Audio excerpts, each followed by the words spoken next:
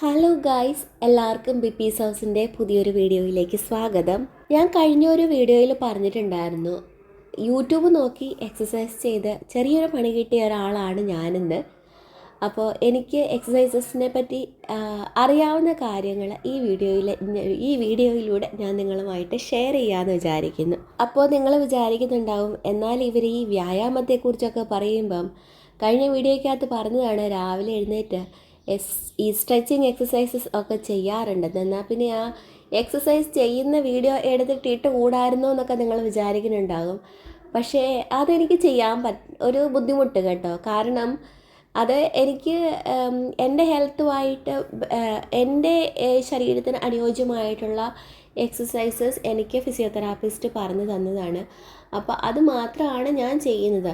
അത് നിങ്ങൾക്ക് സ്യൂട്ടബിൾ ആകുമോ ഇല്ലയോ എന്ന് നമുക്ക് പറയാൻ പറ്റത്തില്ല. ഓരോരുത്തരുടെയും ശരീരത്തിന്, ഓരോരുത്തരുടെയും ആരോഗ്യത്തിനനുസരിച്ച് എക്സസൈസസിലും ഒക്കെ വ്യത്യാസം ഉണ്ടാവുമല്ലോ.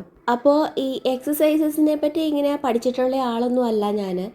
അങ്ങനെ ഞാനൊരു ഫിസിയോതെറാപ്പിസ്റ്റോ അല്ലെങ്കിൽ ജിം ട്രെയിനറോ അങ്ങനത്തെ ഒരാളൊന്നും അല്ല കേട്ടോ. അപ്പോൾ അതിനെപ്പറ്റി അങ്ങനെയുള്ള കാര്യങ്ങൾ എക്സസൈസ് ഇന്നത് ചെയ്യാം എന്ന് പറയാൻ ഞാനൊരാളല്ല. അതുപോലെ മെഡിക്കൽ സെക്ടറിൽ നിന്നുള്ള ഒരു ആളും അല്ല ഞാൻ. അപ്പം ഞാൻ ഈ പറയുന്ന കാര്യങ്ങൾ എൻ്റെ അനുഭവം വെച്ചും ഞാൻ കണ്ടിട്ടും ഞാൻ അറിഞ്ഞിട്ടുമുള്ള കാര്യങ്ങളും വെച്ചിട്ടും പറയുന്നതാണ്. അപ്പോൾ ഈ ആരോഗ്യത്തെ പറ്റിയോ അല്ലെങ്കിൽ വ്യായാമത്തെ പറ്റിയോ ഒക്കെ ഏത് വീഡിയോ എടുത്ത് നോക്കി കഴിഞ്ഞിട്ടുണ്ടെങ്കിലും എല്ലാവരും തന്നെ പൊതുവായിട്ട് പറയുന്ന ഒരു കാര്യമാണ്, നടക്കാൻ പോകുന്നത് നല്ലതാണ്, ഓടാൻ പോകുന്നത് നല്ലതാണ്, അതുപോലെ ഈ രാവിലെ എഴുന്നേറ്റിട്ട് സ്ട്രെച്ചിങ് എക്സസൈസസ് ചെയ്യുന്നത് നല്ലതാണെന്നൊക്കെ. പക്ഷേ ഇത് ചെയ്യുമ്പോഴുണ്ടല്ലോ നമ്മൾ പ്രത്യേകം ശ്രദ്ധിച്ചിരിക്കേണ്ട കാര്യം എന്താണെന്ന് വെച്ച് കഴിഞ്ഞിട്ടുണ്ടെങ്കിൽ ഈ എക്സസൈസസ് നമ്മളുടെ ശരീരത്തിന് സ്യൂട്ടബിൾ ആണോ അല്ലയോ എന്നുള്ളതാണ്. എൻ്റെ കാര്യം പറയുകയാണെങ്കിൽ എനിക്ക് എന്താ പറ്റിയെന്നറിയാവോ, എനിക്ക് ചെറിയ നടുവേദന അങ്ങനത്തെയൊക്കെ ഉണ്ടായിരുന്നു. അപ്പം ഈ ഡെലിവറി കഴിഞ്ഞിട്ട് വല്ലാതെ അങ്ങ് വയറിങ്ങനെ ഉന്തിയിരിക്കുന്ന ടൈപ്പാണ്. അപ്പോൾ എൻ്റെ വയറെന്ന് വെച്ചിട്ടുണ്ടെങ്കിൽ എൻ്റെ ഈ വീതിയുള്ള ശരീരമല്ല. അപ്പം വയറിങ്ങനെ നമ്മുടെ പ്രഗ്നൻറ്റ് ലേഡീസിൻ്റെ കൂട്ട് തന്നെ ഇങ്ങനെ മുന്നോട്ടിങ്ങനെ ഉന്തി നിൽക്കും. അപ്പോൾ കാണുന്നവരൊക്കെ ചോദിക്കും, അപ്പോൾ പ്രഗ്നൻ്റ് ആണോ എന്ന് ചോദിക്കുന്നത്. ആ ഒരു ശരീരപ്രകൃതിയാണ് എൻ്റേത്. അപ്പോൾ ഞാൻ എന്താ ചെയ്തതെന്ന് വെച്ച് കഴിഞ്ഞിട്ടുണ്ടെങ്കിൽ ഈ യൂട്യൂബിലൊക്കെ ഒത്തിരി വീഡിയോസൊക്കെ കാണുമല്ലോ വയറ് കുറയ്ക്കാൻ വേണ്ടിയിട്ടൊക്കെയുള്ള. അപ്പം ഞാൻ അതൊക്കെ കണ്ടു കേട്ടാൽ നേരം. ഇപ്പം ഇതിനകത്ത് കൂടുതൽ വീഡിയോസിനകത്തും പറയുന്ന വയറിലെ കൊഴുപ്പ് അകറ്റാം. അപ്പോൾ ഭക്ഷണത്തിലൂടെ വയറിലെ കൊഴുപ്പ് അകറ്റാവുന്നതുണ്ട്. അതുപോലെ എക്സസൈസ് ചെയ്തിട്ട് വയറിലെ കൊഴുപ്പ് അകറ്റാവുന്നതൊക്കെ ഉണ്ട്. അപ്പം ഞാൻ ഭക്ഷണത്തിൻ്റെ കാര്യത്തിൽ നോക്കണ്ട, അത് നമ്മുടെ ബോഡിയെ എന്തെങ്കിലും ഇതായിട്ട് ബാധിച്ചാലോ എന്നും കരുതി ഞാൻ എന്നാൽ പിന്നെ അങ്ങനത്തെ ഫാറ്റ് ഒഴിവായി പോകാനുള്ള, വയറ് കുറയാൻ വേണ്ടിയിട്ടുള്ള അങ്ങനത്തെ എക്സസൈസസ് ഒക്കെ ചെയ്ത് നോക്കി കേട്ടോ.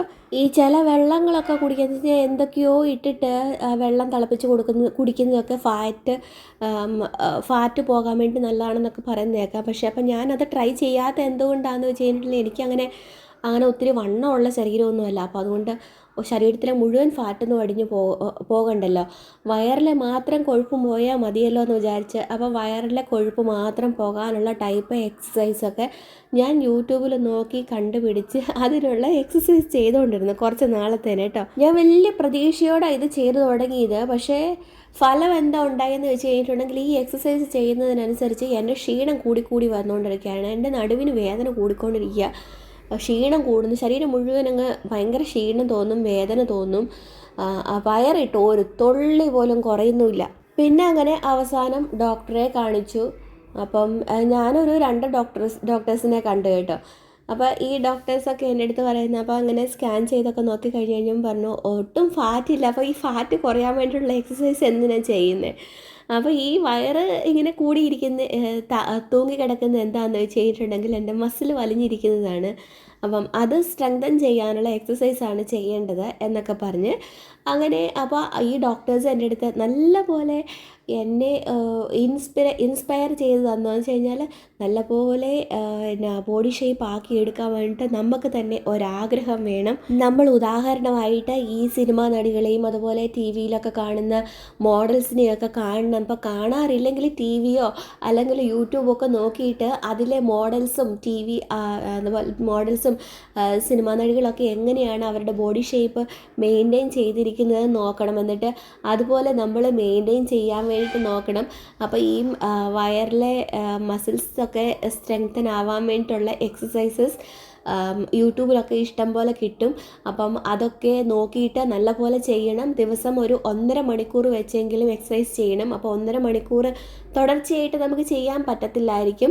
അതപ്പോൾ രാവിലെ ഒരു 3/4 മണിക്കൂർ, വൈകിട്ട് ഒരു 3/4 മണിക്കൂർ, അല്ലെങ്കിൽ രാവിലെ അരമണിക്കൂർ, ഉച്ചയ്ക്ക് അരമണിക്കൂർ, വൈകിട്ട് അരമണിക്കൂർ, അങ്ങനെ എങ്ങനെയെങ്കിലും നമ്മൾക്കാവുന്ന രീതിയിൽ നമ്മളുടെ സമയം അഡ്ജസ്റ്റ് ചെയ്ത് നമ്മൾ നിർബന്ധമായിട്ടും ആ 1.5 മണിക്കൂർ എല്ലാ ദിവസവും എക്സസൈസ് ചെയ്യണം. ഇപ്പം ഈ സിനിമാ നടികളും അവരൊക്കെ അങ്ങനെയാണ്. അവർക്ക് അവരുടെ ആ ബോഡി ഷേപ്പ് മെയിൻറ്റെയിൻ ചെയ്യാൻ വേണ്ടിയിട്ട് അവരതുപോലെ കഷ്ടപ്പെടുന്നുണ്ട്. അപ്പോൾ അതുപോലെ നമ്മളും അതുപോലെ കഷ്ടപ്പെട്ടാൽ മാത്രമേ നമുക്കും ആ നമ്മൾ ഉദ്ദേശിക്കുന്ന രീതിയിലുള്ള ബോഡി ഷേപ്പ് ആക്കി എടുക്കാൻ പറ്റുള്ളൂ എന്നൊക്കെ പറഞ്ഞ് എൻ്റെ മനസ്സിനെ ഡോക്ടേഴ്സ് ഉണ്ടല്ലോ നല്ല ഒരു പോസിറ്റീവ് മെൻറ്റാലിറ്റി ഉള്ള ഒരു മനസ്സാക്കി മാറ്റി കേട്ടോ. അങ്ങനെ ഞാൻ വീട്ടിൽ വന്ന് പിറ്റേ ദിവസം തന്നെ യൂട്യൂബിൽ നോക്കി ഇതിനായിട്ടുള്ള എക്സസൈസൊക്കെ കണ്ടുപിടിച്ച് ഞാനങ്ങ് ചെയ്യാൻ തുടങ്ങി കേട്ടോ. 1.5 മണിക്കൂറൊന്നും ചെയ്തില്ല, ഒരു അരമണിക്കൂറൊക്കെ ചെയ്തുള്ളൂ. പക്ഷേ ഫലം വിപരീതം തന്നെ. നേരത്തെ ഞാൻ ഈ ഫാറ്റ് കുറയാനുള്ള എക്സസൈസ് ചെയ്തത് മാതിരി തന്നെ ഇതുമാതിരി തന്നെ എൻ്റെ നടുവിൻ്റെ വേദന കൂടുന്നു, എൻ്റെ ക്ഷീണം കൂടുന്നു, ഇത് തന്നെ. പിന്നെ ഡോക്ടേഴ്സിനെ പോയി കണ്ട് ബ്ലഡൊക്കെ ടെസ്റ്റ് ചെയ്ത് വൈറ്റമിൻ ഡി കുറവാണ്, അയൺ കുറവാണ്. അന്നേരം അപ്പോൾ അതിനുള്ള മരുന്നൊക്കെ കഴിച്ച് അപ്പോൾ അതൊക്കെ നോർമലാക്കി എടുക്കണം എന്ന് പറഞ്ഞു. അപ്പോൾ ആ ക്ഷീണമൊക്കെ കുറഞ്ഞോളൂ എന്ന് പറഞ്ഞ് പിന്നെ ഏതാണ്ട് എൻ്റെ നടുവിൻ്റെ നീര് വെച്ചിരിപ്പുണ്ടായിരുന്നു കേട്ടോ. അപ്പോൾ ഈ എക്സസൈസ് ചെയ്യുന്നതിനനുസരിച്ച് എൻ്റെ നടുവിൻ്റെ നീര് കൂടിക്കൊണ്ടിരിക്കും. ഇത് ഞാൻ അറിയുന്നില്ല സത്യം പറഞ്ഞു കഴിഞ്ഞിട്ടുണ്ടെങ്കിൽ. എൻ്റെ നടുവിന് ഇങ്ങനെ ഒരു കല്ല് പോലെ ഒരു സാധനമുണ്ട്. അപ്പോൾ ഞാൻ ഓർത്തുകൊണ്ടിരുന്നുണ്ടല്ലോ അത് എല്ലാണെന്നാണ് വിചാരിച്ചിരുന്നത്. നീരാണെന്ന് എനിക്ക് അറിയില്ലായിരുന്നു. എനിക്ക് അവിടെ വേദന എടുക്കുന്നുണ്ട്. പക്ഷേ അപ്പോൾ ഞാൻ ഈ എക്സസൈസ് ചെയ്യുന്നതിനനുസരിച്ച് അവിടെ ഇങ്ങനെ നീര് കൂടിക്കൊണ്ടിരിക്കുക ഉള്ളിലേക്ക്.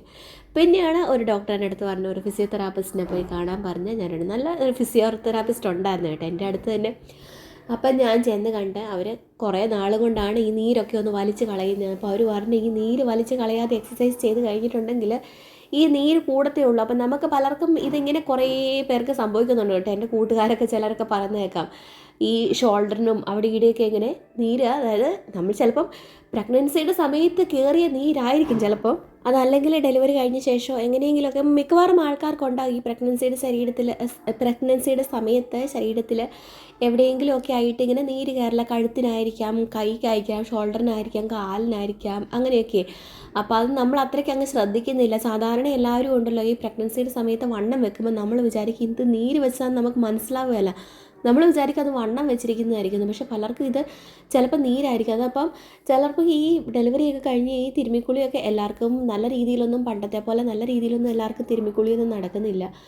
അപ്പം അതുകൊണ്ടാണോ അല്ലാതെയോ എങ്ങനെയാണെന്ന് അറിയില്ല. എന്തായാലും ആ നീരൊക്കെ പോകാതിരിക്കുന്നൊക്കെ ഉണ്ട് കുറേ പേർക്കൊക്കെ. അതുപോലെ ഡെലിവറി കഴിഞ്ഞിട്ടാണെങ്കിലും ഉണ്ടല്ലോ കുറേ പേരുണ്ട് ഇങ്ങനെ ഈ ഷോൾഡറിനും കൈക്കും കാലിനും ഒക്കെ ഇങ്ങനെ നീരൊക്കെ വെച്ചിരിക്കുന്നത്. അത് അറിയുന്നില്ല, അത് വണ്ണമാണെന്ന് വെച്ച് വണ്ണം കുറയ്ക്കാനുള്ള എക്സസൈസ് ചെയ്യുന്നു, ഭക്ഷണത്തിൽ കൺട്രോൾ ചെയ്യുന്നു, ഇങ്ങനെയൊക്കെ ഒത്തിരി പേര് ചെയ്യുന്നുണ്ട്. ഇപ്പം ഞാനാണെങ്കിൽ ഈ ഫിസിയോതെറാപ്പിസ്റ്റിൻ്റെ അടുത്ത് ചെന്ന സമയത്തുണ്ടല്ലോ എന്നെക്കാളും പ്രായം കുറഞ്ഞ എത്രയോ പെണ്ണുങ്ങളാണ് വരുന്നതെന്നറിയാമോ. ഇത് അവരുടെയൊക്കെ ഡെലിവറി തൊട്ടേ ഉള്ള ഇതാണ്. അത് അവിടെ വേദന എടുക്കുന്നുണ്ട്, വണ്ണം വെച്ചിരിക്കുകയാണെന്ന് എല്ലാവരും പറയുന്നത്. പക്ഷേ സത്യത്തിൽ അത് വണ്ണമല്ല, അതിങ്ങനെ ചീർത്ത് നീര് വെച്ച് ഇരിക്കുകയാണ്. അപ്പോൾ ഇവർ ഈ നീരങ്ങ് വലിച്ച് കളഞ്ഞിട്ട് പിന്നെയാണ് എക്സസൈസ് പറഞ്ഞു കൊടുക്കുന്നത്. അപ്പം എനിക്ക് ഈ നടുവിന് നീര് വെച്ചിരിക്കുന്നതെന്ന് പറഞ്ഞില്ലേ, അപ്പോൾ അത് വലിച്ച് കളഞ്ഞിട്ട് എൻ്റെ ശരീരത്തിന് അനുയോജ്യമായിട്ടുള്ള എക്സസൈസ് ഇവർ പറഞ്ഞത്. അപ്പം ഞാൻ കാണിച്ചു കൊടുത്തു അവരെ. ഞാൻ യൂട്യൂബിൽ നോക്കിയിട്ട് ഏതൊക്കെ എക്സസൈസൊക്കെയാണ് ചെയ്തുകൊണ്ടിരുന്നതെന്നൊക്കെ ഞാൻ പറഞ്ഞു കൊടുത്തു അവർക്ക്. അന്നേരം അവർ പറഞ്ഞ് എൻ്റെ ബോഡിക്ക്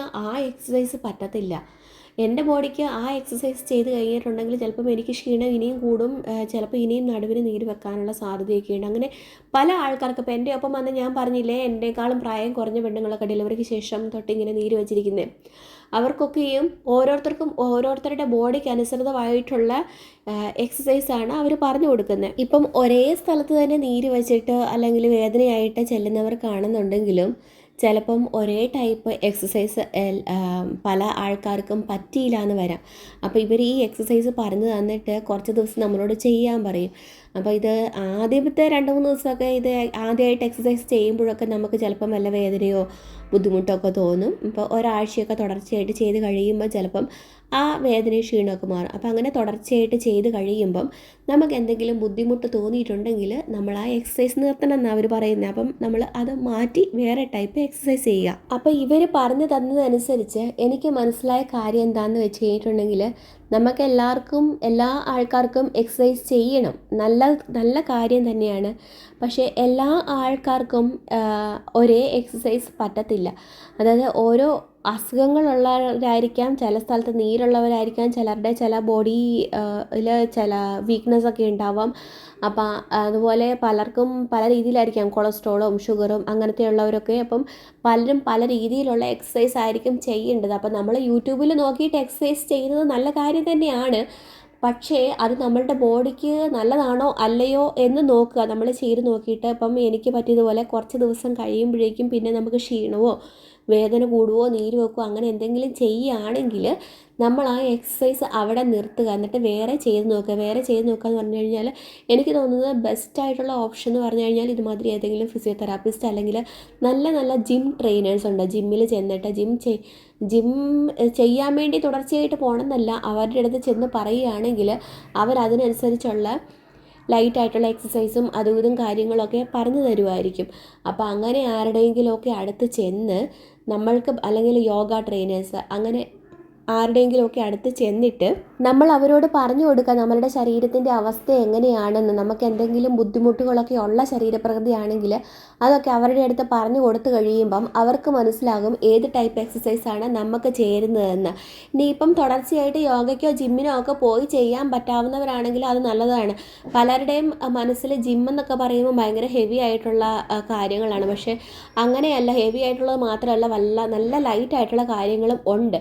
അപ്പം ജിമ്മിലൊക്കെ പോകാൻ പറ്റുന്നവർക്കാണെങ്കിൽ അങ്ങനെ ചെന്ന് അവരുടെ അടുത്ത് സംസാരിച്ച് ആ ട്രെയിനേഴ്സിൻ്റെ അടുത്ത് നിന്ന് നമ്മുടെ ശരീരത്തിന് ആവശ്യമായിട്ടുള്ള രീതിയിലുള്ള വ്യായാമങ്ങൾ അവിടെ നമുക്ക് ചെയ്യാൻ പറ്റും. ഇനിയിപ്പം അഥവാ ജിമ്മിൽ എല്ലാ ദിവസവും പോകാൻ പറ്റത്തില്ല, എന്നാൽ പിന്നെ അവരുടെ അടുത്ത് നിന്ന് ഒരു ട്രെയിനിങ് കിട്ടണം, ഏതൊക്കെ എക്സസൈസസ് എനിക്ക് ചെയ്യാൻ പറ്റും എന്നൊക്കെ അറിയണം എന്നുള്ളവരാണെങ്കിൽ അവരുടെ അടുത്ത് ചെന്നൊക്കെ ഒന്ന് ചോദിച്ച് കഴിഞ്ഞിട്ടുണ്ടെങ്കിൽ അവരതിനനുസരിച്ച് പറഞ്ഞു തരുമൊക്കെ ചെയ്യും കേട്ടോ. അപ്പോൾ എനിക്ക് തോന്നുന്നത് ഇങ്ങനെ ശരീരത്തിൻ്റെ ഏതെങ്കിലും പാർട്ടിലൊക്കെ എന്തെങ്കിലും തരത്തിലുള്ള ബുദ്ധിമുട്ടുകളൊക്കെ ഉള്ളവരാണെങ്കിൽ ഒരു എക്സസൈസൊക്കെ തുടങ്ങുന്നതിന് മുമ്പ് തന്നെ ആരുടെയെങ്കിലുമൊക്കെ അടുത്തുനിന്ന് ഒരു ട്രെയിനിങ് എന്ന് വെച്ച് കഴിഞ്ഞാൽ നമ്മുടെ ശരീരത്തിന് ഏത് ടൈപ്പ് എക്സസൈസാണ് ചെയ്യേണ്ടതെന്നൊന്ന് അറിഞ്ഞിരുന്നിട്ട് അതിനനുസരിച്ച് ചെയ്യുന്നതാണ് നല്ലതെന്ന് എനിക്ക് തോന്നുന്നു.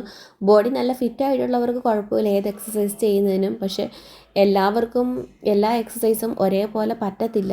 പ്രത്യേകിച്ച് ഇപ്പോഴത്തെ കാലത്ത് എല്ലാ ആൾക്കാർക്കും എന്തെങ്കിലുമൊക്കെ തരത്തിലുള്ള ബുദ്ധിമുട്ടുകളുണ്ടാകും ശരീരത്തിന്. അപ്പം അതിനനുസരിച്ച് ചെയ്യുക. പിന്നെ നമ്മളുടെ ബാക്കി ജോലികൾ രാവിലെ തൊട്ട് വൈകുന്നേരം വരെ നമ്മൾ ചെയ്യുന്ന ആ ജോലികളുണ്ടല്ലോ, ചിലർക്ക് ഇരുന്നിട്ടുള്ള ജോലികളായിരിക്കാം, ചിലർക്ക് നിന്നിട്ടുള്ള ജോലികളായിരിക്കാം, ചിലർക്ക് ശരീരത്തിന് കൂടുതൽ വ്യായാമം വേണ്ടി വരുന്ന തരത്തിലുള്ള ജോലികളായിരിക്കാം. അപ്പോൾ അതിനനുസരിച്ച് നമ്മളുടെ എക്സസൈസും ക്രമീകരിക്കണം കേട്ടോ. അപ്പോൾ അതിനെപ്പറ്റി എനിക്കറിയാവുന്ന കാര്യങ്ങൾ അടുത്ത വീഡിയോയിൽ പറയാം കേട്ടോ. അപ്പോൾ ഇന്നത്തെ വീഡിയോ ഞാനിവിടെ വൈൻഡപ്പ് ചെയ്യുകയാണ്. നിങ്ങളുടെ അഭിപ്രായങ്ങളൊക്കെ ഒന്ന് കമൻറ്റ് ബോക്സിൽ ഇട്ടേക്കണം. സബ്സ്ക്രൈബ് ചെയ്യാത്ത എല്ലാവരും ഒന്ന് സബ്സ്ക്രൈബ് ചെയ്തേക്കണം കേട്ടോ. ലൈക്ക് ചെയ്യുകയും ഷെയർ ചെയ്യുകയും ഒക്കെ ചെയ്യുക. അപ്പോൾ അടുത്ത വീഡിയോയുമായിട്ട് ഉടനെ വരാം കേട്ടോ. Tata, bye bye.